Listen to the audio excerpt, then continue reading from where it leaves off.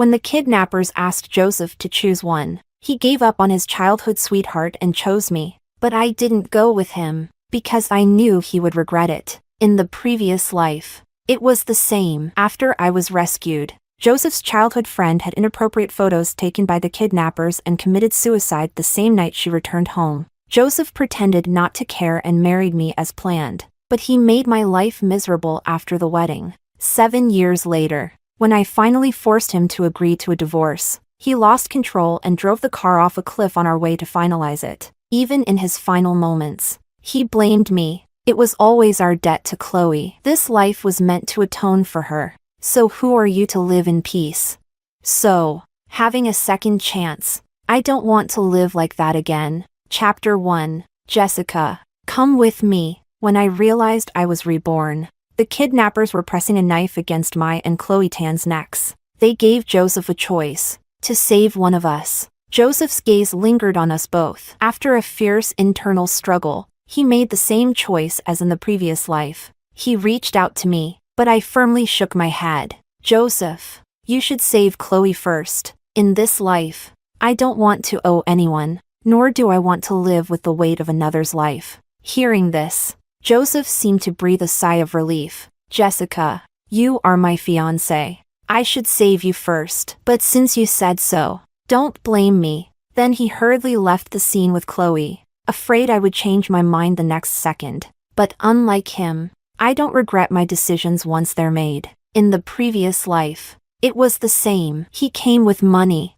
but the kidnappers raised their demands, saying they would only release one person. Joseph was forced to choose me in the end, but during the time we went back to gather more money, the kidnappers got other ideas, took inappropriate photos of Chloe, and were about to assault her. Luckily, we arrived with the police in time, even though they didn't go through with it. That scene had already stripped her of all dignity. Chloe returned home shattered and, later that night, when everyone was asleep, she slit her wrists. By the time she was found, it was too late. Joseph, hearing the news, didn't show any signs of concern. He calmly handled Chloe's funeral and gave a large sum of money to her family. Even when I suggested postponing our wedding, he refused outright. Jessica, marrying you was long planned. We can't let outsiders affect that. But that so-called outsider haunted him for the next 7 years. Marrying me was just to trap me, to make me atone for Chloe. But what did I do wrong? Chapter 2. After Joseph and Chloe left, I started thinking of ways to save myself. Because this time, I wasn't sure if Joseph would come back. In the previous life, when he hugged Chloe, he discreetly dropped a tracker into her pocket. So even when the kidnappers changed locations, we could find Chloe immediately. But this time, he seemed to have forgotten about it. I guessed that from the beginning. The person he wanted to save was always Chloe. It was only because I was his fiancée, and he didn't want others to criticize him, that he painfully chose me. After all, ours was a marriage of convenience, and our feelings weren't that deep. Chloe accompanied him through those purest years. They were childhood sweethearts and even closer as confidants, and it made sense for Joseph to regret it in the previous life. In this life, he finally got what he wanted. I was happy for him, but I didn't forget to find an opportunity to escape. I knew that when the kidnappers moved locations, they would pass by a car repair shop. The mechanics inside were tough and ruthless. In the previous life, when the kidnappers passed by, they wanted to temporarily occupy the repair shop, but the owner was tough and refused. A fight broke out, and the kidnappers likely never imagined they would meet someone even fiercer. In the end, afraid of causing more trouble, they fled. Later, when the kidnappers were caught, the repair shop owner even testified against them. Chapter 3. Just like in the previous life, they left one person in the car to watch me while the rest went towards the repair shop. My hands were tied behind my back, and the kidnapper in the driver's seat didn't think much of me. Taking advantage of his distraction, I bit down on the car's door handle, managing to open it. Then, I pushed the door open and ran forward as fast as I could. My target was the same as the kidnappers, the car repair shop. I was gambling, hoping they wouldn't just watch me die. So I charged right in, making no attempt to hide. The repair shop was already in chaos. I immediately spotted the young owner of the repair shop. His features were sharp and upright, exuding a strong sense of righteousness. Combined with his agile movements, he had an indescribable coolness, afraid of being caught in the crossfire. I crouched low and dashed toward him as fast as I could, but I used too much force and ended up knocking him to the ground. As I fell into his arms, my face turned pale with fear. I am sorry. I stammered out an apology. Could you please help me? The man glanced at me, his brows furrowing. The next second, he grabbed me and rolled us both across the ground several times. Then, with a loud bang, a chair landed where we had just been lying. If he hadn't reacted in time, I might not have survived. Still shaken, I noticed the kidnappers realizing I had escaped. What started as a takeover had now turned into a hostage situation. Both sides were in a standoff. I looked up at the man beside me and whispered, "If you save me, I'll do anything you want." But he didn't respond, only looking thoughtfully at the kidnappers. Someone behind him couldn't help but remind him, "Jonathan, sometimes it's better not to get involved." "So, his name is Jonathan." As I received no reply, my heart sank. Forget it. There's no need to force someone into this. When the leader of the kidnappers called for me a third time, I took a step forward, but almost immediately, a hand pressed down on my shoulder. I was forced to stop. Jonathan stepped forward and said to the kidnappers, "She's under my protection today." It seemed even fate was on my side. As the sound of roaring motorcycles suddenly echoed from outside, Jonathan's face lit up with a confident smile. "My backup has arrived." Hearing this, the kidnappers glared at me in frustration, cursed under their breath, and left. Finally, I could breathe a sigh of relief. I let out a silent breath and felt a release around my wrists. Jonathan had cut the ropes that bound my hands. Chapter 4. My name is Jessica Lynn. Thank you for earlier. I reached out my hand to him, but Jonathan kept staring at my wrist, where the rope had left deep, bloody marks. A shocking sight. "Let me take care of that for you." I shook my head. "It's just a small wound. It's nothing." Who was it just now that said they'd do anything if I saved them? Without waiting for my response, he pushed me down onto a bench and fetched a first aid kit. "Brace yourself." I bit my lip as I watched him carefully tend to my wound. A warmth suddenly spread through my heart. I remembered in my previous life, just after I married Joseph, there was a time when he got drunk. As I helped him back to the room, I casually mentioned that he should drink less. He flew into a rage, violently pushing me away. I lost my balance and fell to the ground. The jade bracelet on my wrist shattered on the floor, and the shards cut into my wrist. I screamed, clutching my bleeding wrist in pain. Joseph saw it and only stared at me coldly, saying, "Does it hurt?" "It should. Chloe's pain was 1,000 times worse than yours. But she can't cry out anymore. If it hadn't been for saving you, she wouldn't have been humiliated by the kidnappers, and she wouldn't have ended up." I sat there, disbelief written all over my face. My heart grew colder and colder with each passing moment. It took me a long time to find my voice again. "But the kidnappers took Chloe and me to threaten you. You chose to save me first. Why are you saying this now?" Joseph's drunkenness seemed to have faded a bit, but his eyes remained icy. "Jessica, I never wanted this marriage. If you hadn't told Grandma that you liked me, she wouldn't have forced me to marry you. So, what you're saying is, if it weren't for me, you would have only needed to save Chloe, right?" I suddenly laughed. "Joseph, you're ridiculous. Instead of blaming the kidnappers, you blame me." I got up and treated my wound by myself in the room. After that, no matter how much it hurt, I never told Joseph again. Now, the man in front of me, afraid I was in pain, was awkwardly blowing on my wound. My eyes stung with tears. I closed them and took a deep breath, pretending to ask, "What are you doing?"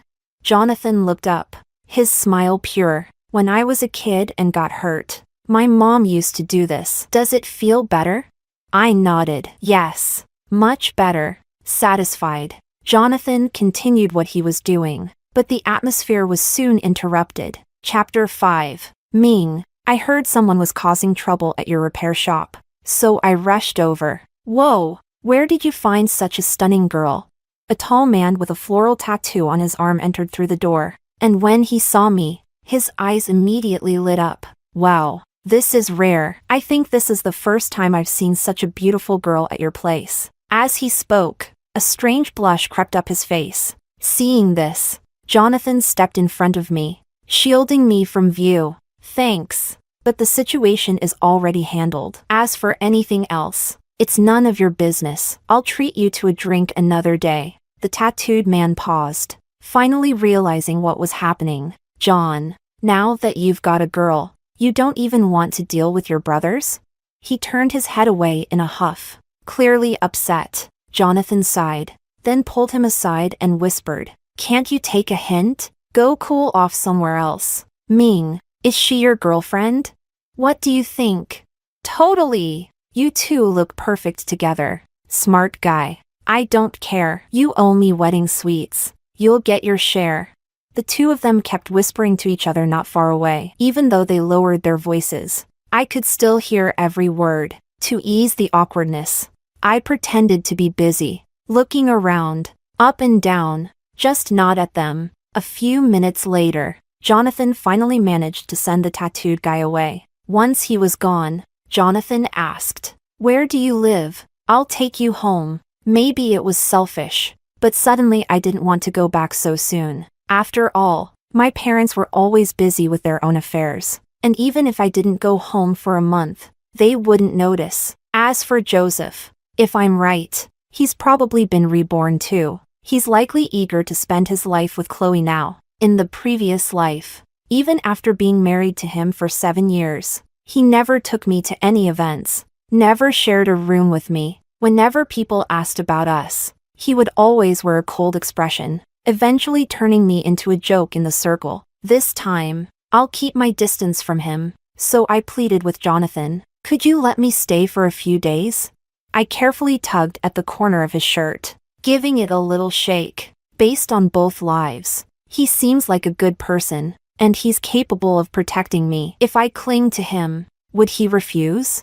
Jonathan suddenly leaned in closer, his gaze unusually intense. "Little girl, if you keep this up, I might take it seriously." Maybe it was because he was so close.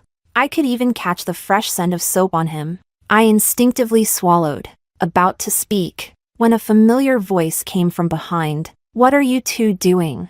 It was Joseph. He had brought the police with him. Chapter 6. Are you okay? Joseph looked at me, and the concern in his eyes didn't seem fake. I shrugged. Do I look like there's something wrong? Joseph remained silent. Chloe then walked in. She glanced around at the repair shop, now back to normal operations, and bluntly asked, "Jessica, how did you escape from the kidnappers?"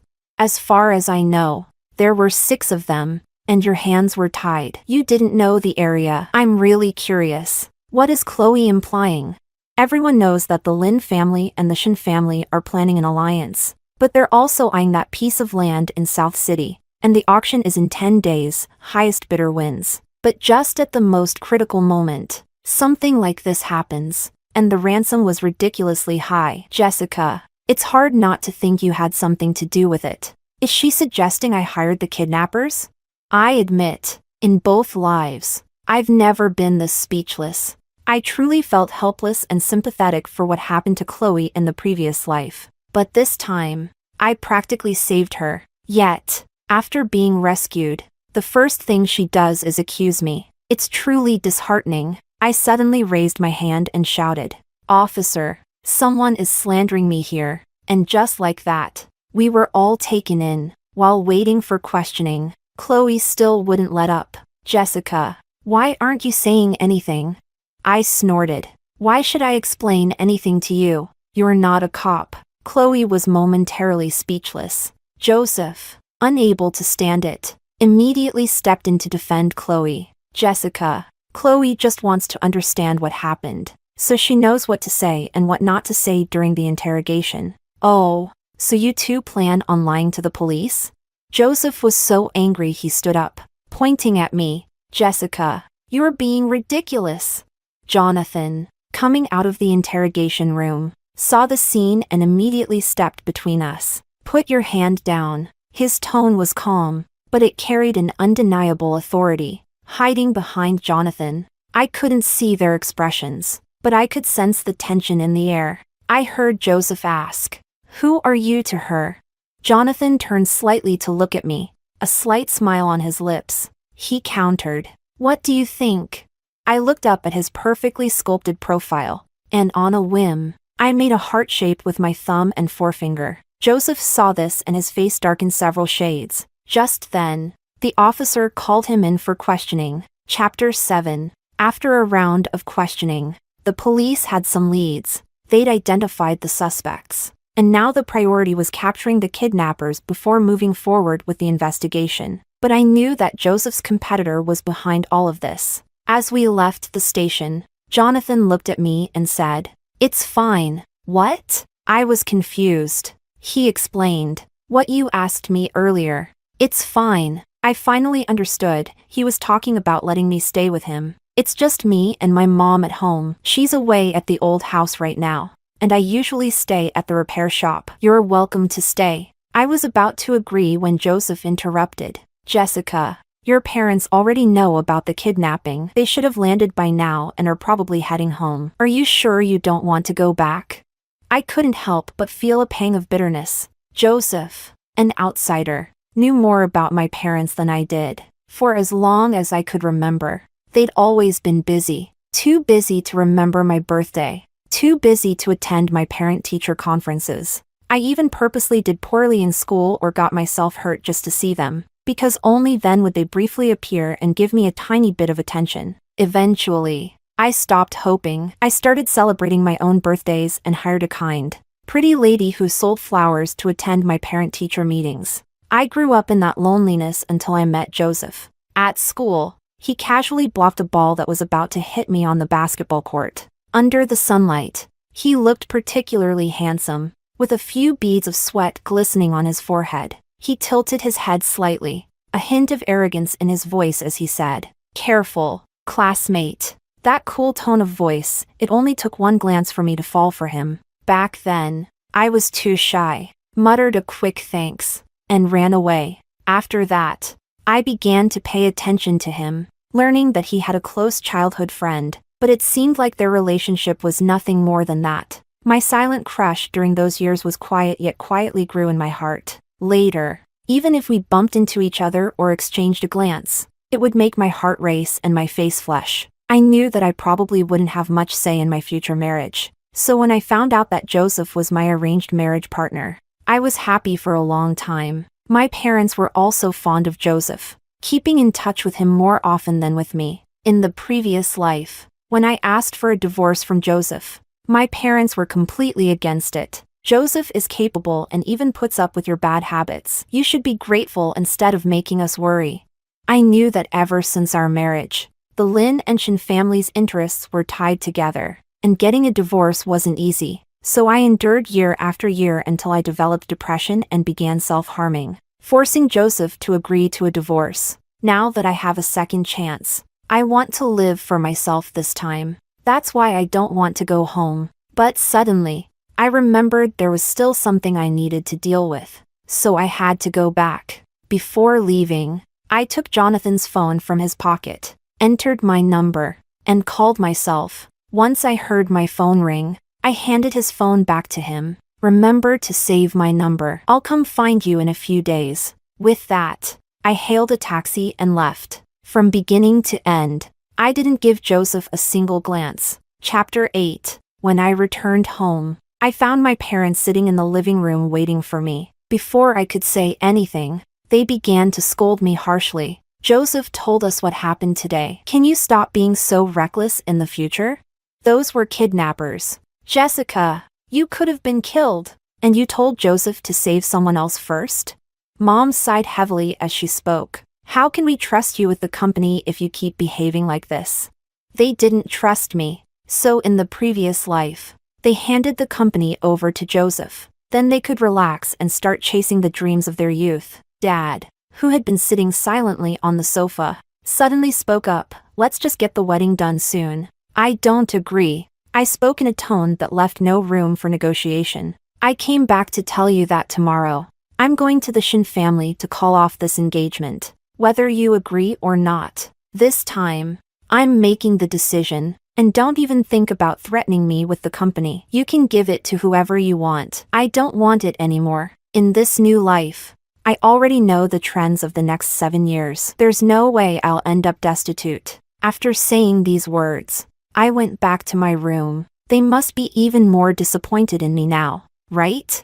I don't care anymore. The next day, I got up early, but I was surprised to find Mom had made breakfast and was waiting for me. Aunt Fong told me you got up looking for food last night. It's my fault. I forgot to ask if you had dinner. I froze, unable to understand why Mom had suddenly become so gentle and considerate. She affectionately tucked a stray lock of hair behind my ear, then spoke in a remorseful tone. Your father and I reflected last night. Maybe we've been using the wrong approach all this time. We wanted you to grow up to be independent, so we didn't spoil you, fearing it would make you arrogant. If you want to make your own decisions, that's fine. We're not going to force you to marry into the Shin family. Does this mean they're agreeing to let me break off the engagement?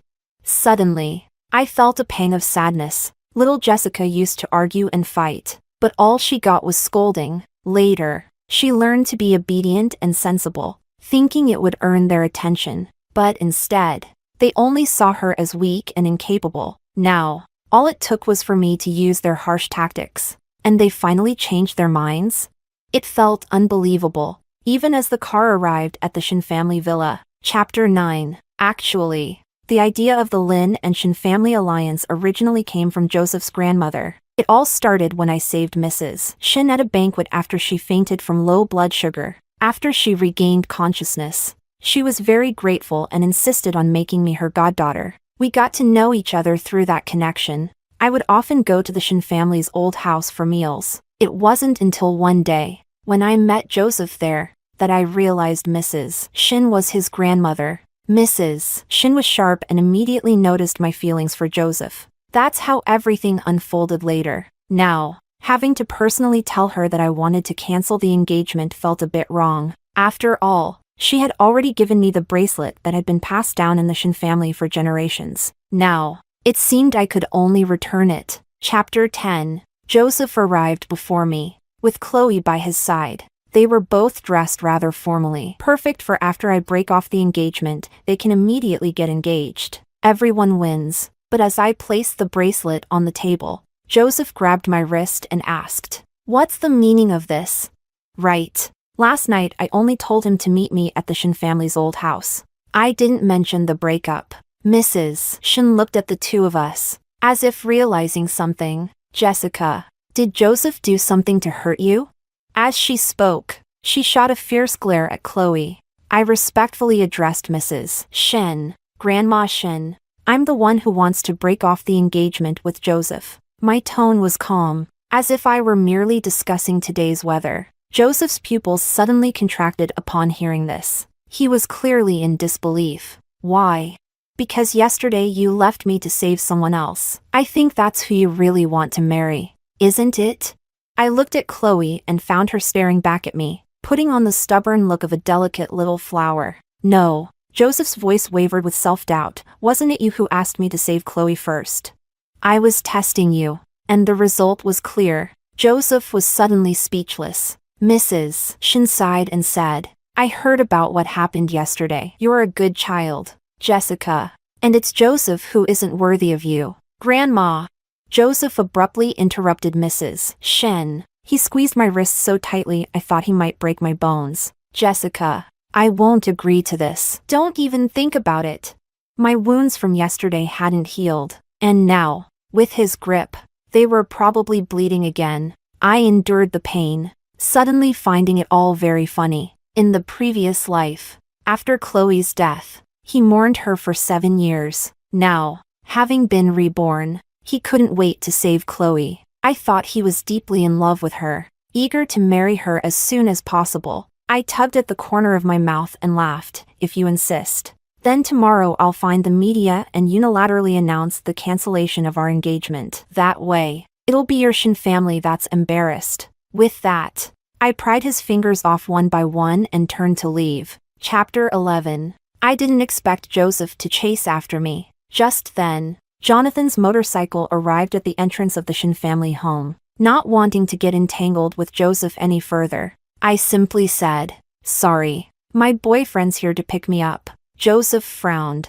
displeased, and mocked. "Jessica, are you sure you want to be with this poor guy? Do you think he can make you happy? Better than being with someone like you, hypocritical and two-faced." With that, I walked toward Jonathan, but in the next second, my wrist was grabbed again. Ouch! I let out a cry of pain. It was only then that Joseph noticed the injury on my wrist. Flustered, he tried to explain. I didn't know you were hurt." I lowered my eyes, my smile full of sarcasm. "As if you'd care even if you did." Jonathan, seeing this, couldn't hold back anymore. He rushed forward and knocked Joseph to the ground with one quick, precise punch. Joseph spat out a mouthful of blood, his eyes filled with rage, but he didn't dare make another move. Jonathan, using a warning tone, said, "Stay away from her." He then placed his helmet on my head, revved the engine, and took me away. The motorcycle sped through the mountain roads, the scenery flashing by. I leaned against Jonathan's back, feeling the thrill of speed. It was as if this could temporarily erase all the unpleasantness from before. "Where does my girlfriend want to go?" Jonathan's voice came from in front of me. I chuckled. It seemed he had heard what I said earlier. So, naturally, I wrapped my arms around his waist and said, "Since you're calling me your girlfriend, can I check out your place? Besides, I'm hungry." "Of course. No problem. I happen to be a decent cook." "Then I want 4 dishes. Consider it done." Jonathan's laughter echoed through the mountains. Maybe it was his influence, but at this moment, I felt incredibly carefree. Chapter 12. Jonathan's home was bigger than I expected. He hurriedly brought me a pair of brand new men's slippers. They might be a bit big, but it's the only new pair I have. I slipped them on casually, smiling. "It's fine. Good thing I come back occasionally to tidy up. It shouldn't be too messy." Although he was the host, he seemed more nervous than I was. I plopped down on the sofa, resting my chin on my hand as I looked at him. "I can't cook, so you'll have to do the hard work today." Instead of heading to the kitchen right away, Jonathan brought over a first aid kit. The bandage from yesterday had stuck to my wound after Joseph squeezed it, and the blood had dried, making it adhere to the bandage. Jonathan carefully poured iodine onto the bandage, trying to soften the wound and the cloth. Such a delicate task, yet this big man handled it with the utmost care. Half an hour later, the wound was rebandaged. He didn't forget to remind me, "Don't get it wet for the next couple of days." I instinctively replied, "How am I supposed to take a bath then?" 2 days without a bath is fine." After thinking for a moment, he added, "I won't mind." "You wouldn't dare." "I wouldn't." "Humph. Should I go make dinner now?" "Yes." I nodded with a smile. I suddenly realized that whenever I was with Jonathan, I always felt particularly relaxed. An hour later, he brought out 4 dishes: sweet and sour pork, garlic shrimp, steamed fish, and cucumber salad. He handed me the chopsticks. "Try it." I tasted each dish and gave him a thumbs up. The colors, aroma, and flavors were perfect, leaving a lasting impression, just like him. Looks like I won't have to worry about where to eat in the future. Chapter 13. In the afternoon, I received a call from my father. The gist of it was that he wanted me to attend the auction in 10 days, saying that if I could secure the land in South City, the company would be handed over to me entirely. I knew about that piece of land. Besides the Shin and Lin families, several other companies were eyeing it. In the previous life, I was shaken by the kidnapping incident, and Chloe's death afterward left me emotionally unsettled. I fell seriously ill and missed the auction, but even if I hadn't been sick, I wouldn't have competed against Joseph. Back then, I was completely devoted to him, thinking I had finally found someone I could trust for life. But the Shin family was facing a debt crisis at the time, and securing that land was still a challenge for Joseph. In the end, I transferred some funds from Lin's company to help him. Joseph eventually won the bid, and after acquiring the land, he built a theme park there. It attracted numerous businesses, And within a few years, he successfully elevated the Shin family to new heights. This clearly showed that the land was a lucrative investment, which is why so many people were after it. But this time, I'm determined to win it. I didn't expect Chloe to come begging me. Unlike her aggressive attitude a few days ago, she was now humbling herself, pleading with me in a meek voice. Could you please not break off the engagement with Joseph? He and I have always been just friends. If you agree, I promise I'll never appear in front of you again. I silently looked at her, feeling nothing but speechlessness. Yes, in the previous life, I always believed they were just good friends. But after Chloe died, Joseph's actions made it clear that his feelings for her were far more than just mourning a friend. I remember the day he agreed to divorce me. It was after I had developed depression and had attempted self-harm for the 10th time. He came home to find me lying on the floor, covered in blood, perhaps afraid that I might die in his house. He finally agreed to the divorce, but on the way to finalize it, he suddenly asked me, "Do you know what today is? It's Chloe's death anniversary." I looked at him in confusion and shook my head. I could barely take care of myself. How could I remember that? But my reaction thoroughly enraged Joseph. He pounded the steering wheel in anger, calling me cold and heartless. The life you're living now was bought with Chloe's sacrifice. But you've never been grateful. You've even forgotten her death anniversary. All you think about is leaving. Do you think you can escape your guilt that easily? Jessica, you disgust me. At that moment, I was so angry that I retorted, "Yes, you're grateful. You can't forget her, so why didn't you die with her?" As soon as I said that, the car swerved uncontrollably and finally plunged off a cliff. Even in his dying moments, Joseph was still blaming me. We owed Chloe this debt. We were supposed to atone for it in this life. So who are you to live in peace? But in this life, neither of us owes the other anything anymore. I'm curious to see what kind of ending Joseph will meet this time. Chapter 14. I gestured for Chloe to stop talking. After all, constantly recalling the past life really made me feel sick. Do you not understand the situation? The Shin and Lin families have already tacitly agreed that the engagement is off. Did Joseph send you? She shook her head. No, I just don't want to see him lose. Jessica, didn't you always like Joseph? This is all my fault. I shouldn't have suspected you of hiring the kidnappers, and I shouldn't have suddenly come back from abroad. If I hadn't, Joseph wouldn't have hurt you by saving me. Her words were making my head spin. You don't want to see him lose? Chloe explained. The Shin family needs that land in South City to turn things around. Jessica, if you insist on breaking off the engagement, can you at least not compete with Joseph for the land? I let out a cold laugh. Are you dreaming? Finally, I understood. In the previous life, when we rushed to save Chloe, the police had already captured the kidnappers, and the 2 large ransom payments were successfully recovered. Along with the money I took from the Lin family, Joseph was able to secure the land. But now, because I saved myself and alerted the kidnappers, they've likely fled to who knows where. The police haven't found any solid leads, let alone recovered the ransom. So, it looks like the Shin family has lost their advantage in securing the land. Chloe, however, still wouldn't give up. She bit her lip and suddenly knelt down in front of me. Jessica, I'm begging you. You may not love him, but can't you at least not ruin him?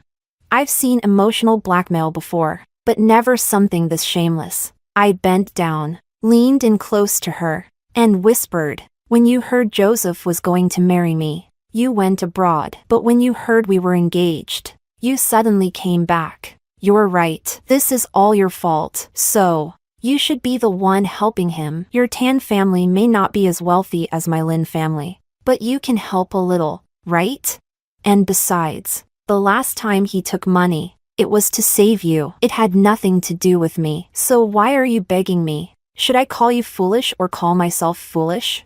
Hearing this, Chloe's face turned pale. She opened her mouth, but in the end, didn't say anything else. If she could figure things out, good. If not, the only one who'd suffer would be her. Chapter 15. During this time, I went home and found that my parents had left again. It seems they're still the same, only caring about their own pursuits, never changing. All they need is a qualified heir, they don't care who it is. Whatever. It's not like I really care about them anyway. I stayed home for 2 days, and my wrist had mostly healed. I took a car from the garage and headed straight to Jonathan's repair shop. But before I could find Jonathan, I ran into that big guy with the floral tattoo from before. He awkwardly greeted me. "Hello, sis. Where's Jonathan?" I asked him. He scratched his head and replied, "Brother Ming went out. Are you looking for him for something?" As soon as he finished speaking, he smacked himself on the mouth, mumbling, "Why can't I get anything right? Can't she just visit for no reason?"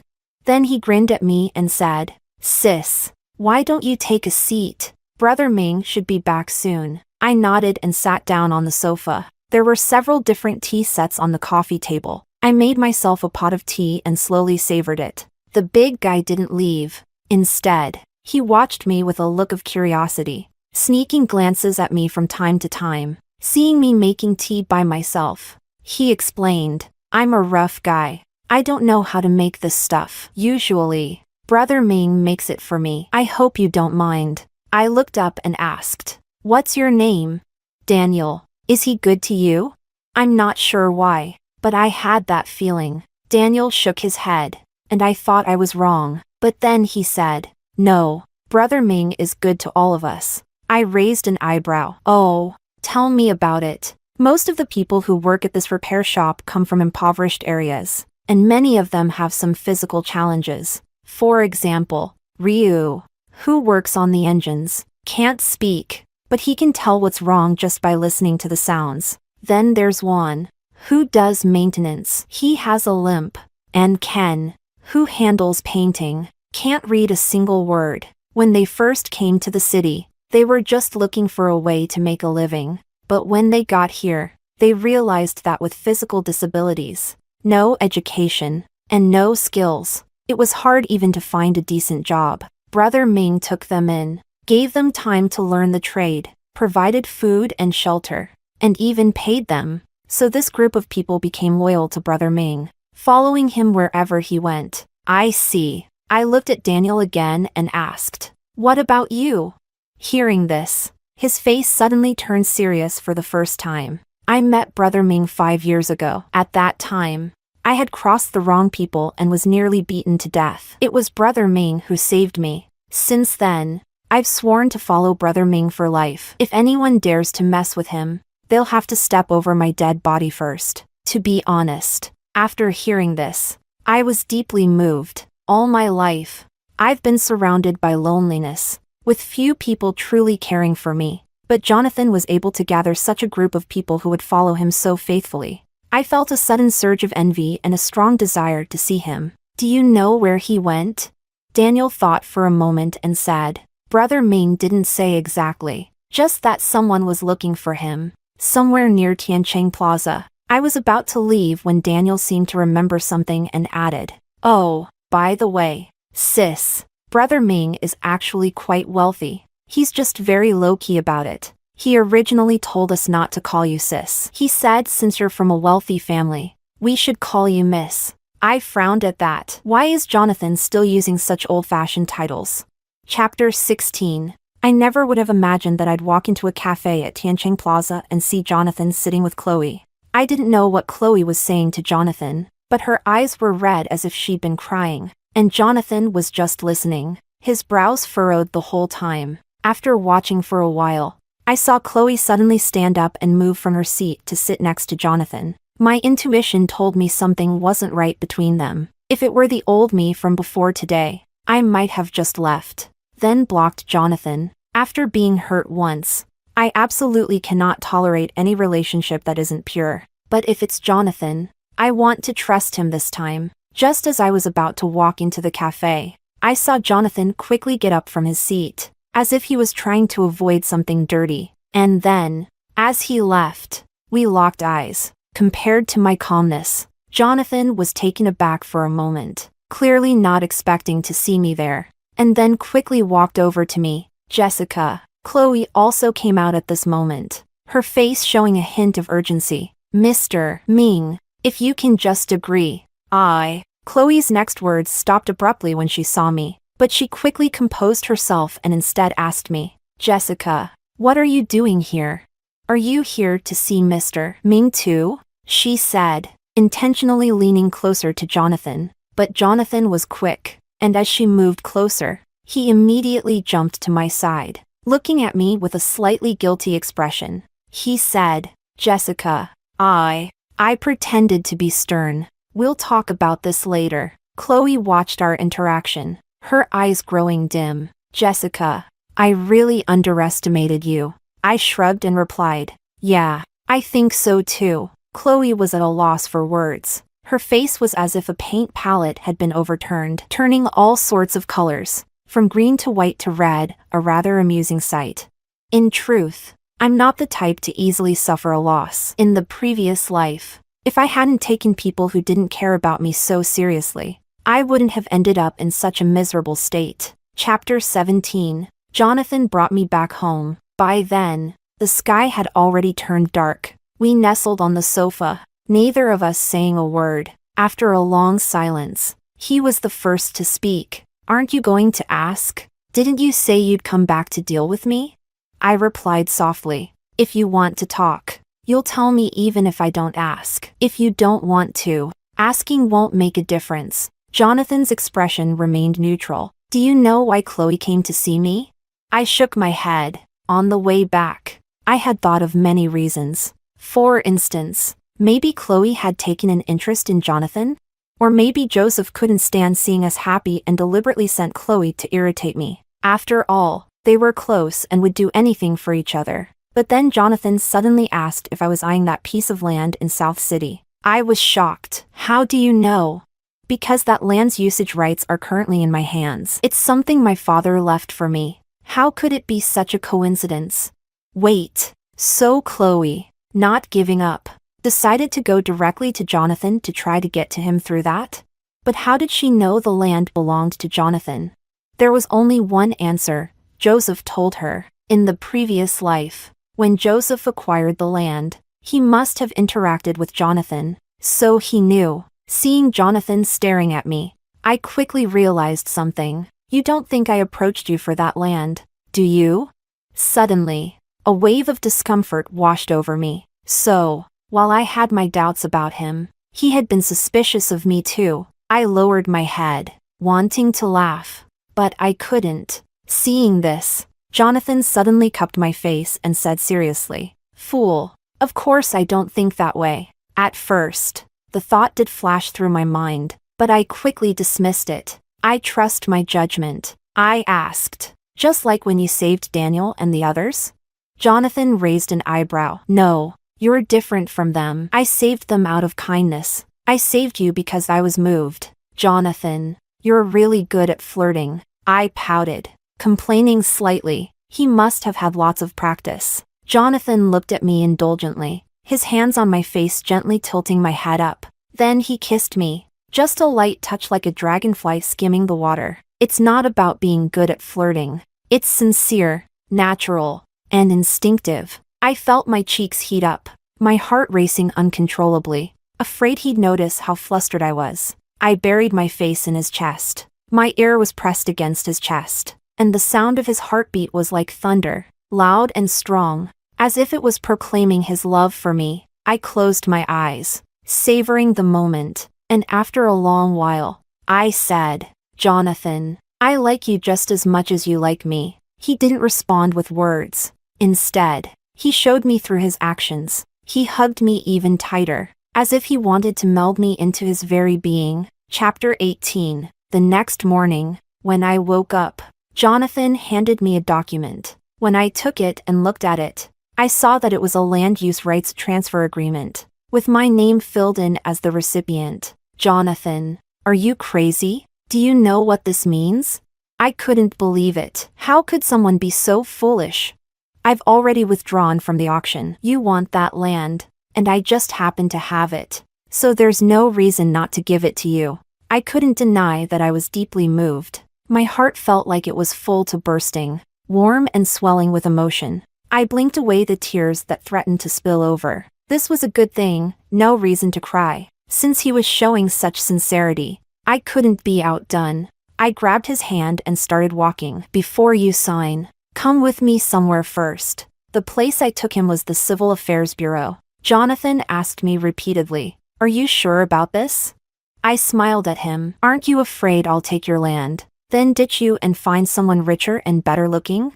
Jonathan frowned, thinking for a moment. "Well, I can't speak for richer, but it would be hard to find someone better looking." Yes, exactly. That's why I'm dragging you here. Chapter 19. I didn't expect Joseph to find us so quickly. Jonathan and I had just stepped out of the Civil Affairs Bureau, and we hadn't even had time to put away our marriage certificates. Joseph's face darkened to the extreme when he saw us, and his clenched fists were trembling. He spoke. "Jessica, you've really chosen him after all." Crazy. I rolled my eyes, not intending to engage with him, but Joseph grabbed my arm, and suddenly, tears started streaming down his face. Were those crocodile tears?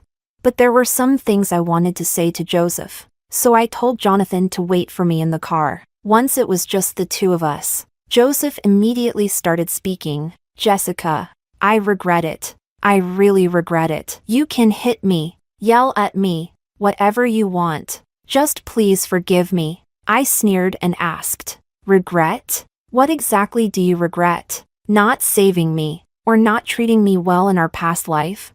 Joseph's grip on my wrist loosened, and the color drained from his face in an instant. It seemed even he didn't want to recall the events of our past life. After all, those memories clearly revealed his many wrongdoings. At that moment, Joseph began to slap himself, muttering as he did, "I was blinded. I was wrong. I deserve to die. But Jessica, is there still a chance for us?" I paused for a moment, then asked him calmly, "Joseph, what do you think?"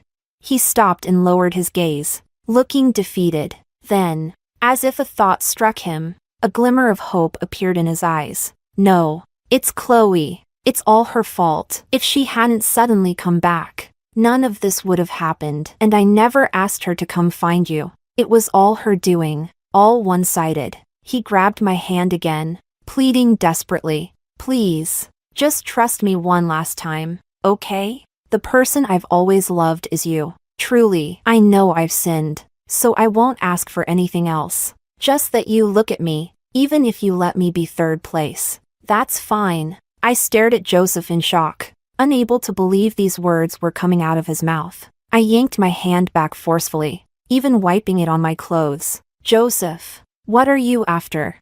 Of course, I didn't believe he truly loved me. Once you've experienced true love, this feels like nothing but worthless garbage. Joseph, with a look of deep emotion, said, "I realized it too late, but I won't give up on you." I felt a chill run down my spine, as if I were being haunted by a ghost. "Joseph, if you keep this up, I'm going to call the police." Joseph froze in place, tears flowing uncontrollably. I just felt irritated, desperate to leave. "Joseph, the only person you've ever loved is yourself. Whether it's Chloe or me, nothing matters to you as much as your own interests. But you're not satisfied, are you? Why can I leave you and still have a better life? So now you want to drag me back into the abyss." But Joseph, I'm not alone anymore. My husband now is tough and ruthless, and he's got a group of people willing to fight for him. If you're feeling brave, go ahead and try. After saying that, I glanced over at Chloe, who was standing not far away. I had noticed her following us for a while but hadn't said anything. I hope she can finally see Joseph for who he really is and stop being someone who's taken advantage of and doesn't even realize it. Chapter 20. It felt like a farce had finally come to an end. After learning that I had successfully secured the land, my father, true to his word, handed the company over to me. I didn't tell them about getting married to Jonathan because I didn't want anyone interfering with our lives. I just wanted a peaceful life for the two of us. Each day passed quietly, with my time split between the company and home. Not long after, I heard that Chloe was leaving the country. Even the person who loved Joseph the most didn't want him anymore. Before she left, she posted a long article on social media, condemning Joseph for his betrayal, cold-heartedness, and lack of integrity. With nothing better to do, I decided to give that article a bit of a boost. As a result, the Shin family, already in a debt crisis, saw their stocks plummet further, and they were reportedly on the brink of bankruptcy. Joseph was running around frantically every day, desperately seeking help. But at that point, who would be willing to help him? So, once again, he came to me. It had been several months since we last saw each other. Now, I was busy every day with the development of that land, motivated by the prospect of future wealth. But the Joseph standing before me now was a shadow of the man I'd seen months ago. His face was gaunt, his eyes sunken and bruised, his beard unkempt, and his entire demeanor reeked of defeat. I asked him, "Are you here to ask for my help?" To my surprise, he shook his head. He told me, "Jessica, I've been diagnosed with depression. I haven't had a good night's sleep in months. I finally understand the pain you went through before. This is my punishment." I fought back a smile and said, "How can this be punishment? It's a blessing. Think about it. In your last life, you died regretting that you couldn't save Chloe. Even with all your success and having me by your side, you were never truly happy. But now, heaven has given you a second chance. Even though you've lost everything, you've made up for the regret of your past life. That's enough. Heaven has been kind to you. People can't be too greedy. You gain some, you lose some. You can't have it all." That was the last time I saw Joseph, because 3 months later, on the night Shin Corporation declared bankruptcy, Joseph got drunk, had a depressive episode, and drowned in his bathtub. By the time someone found him, he was already cold.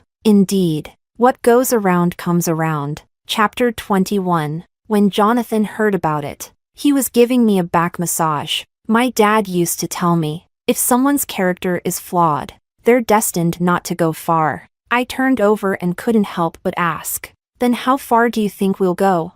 Jonathan thought seriously and said, "With our character, I'd say 100 years wouldn't be too much to ask for." I wholeheartedly agreed. Of course, it wouldn't be. Then it wouldn't be too much for your husband to ask for a good meal, right? Jonathan looked at me with intense eyes, his gaze reflecting me as if I were the most beautiful rose in the world. They say loving someone is like tending to a flower. Jonathan cherished me, never letting me suffer even the slightest hardship. And as a result, I became stronger and more fulfilled. The things I never had in 2 lifetimes, Jonathan gave me in abundance. I wrapped my arms around his neck, kissed his lips, and said, "Not too much at all.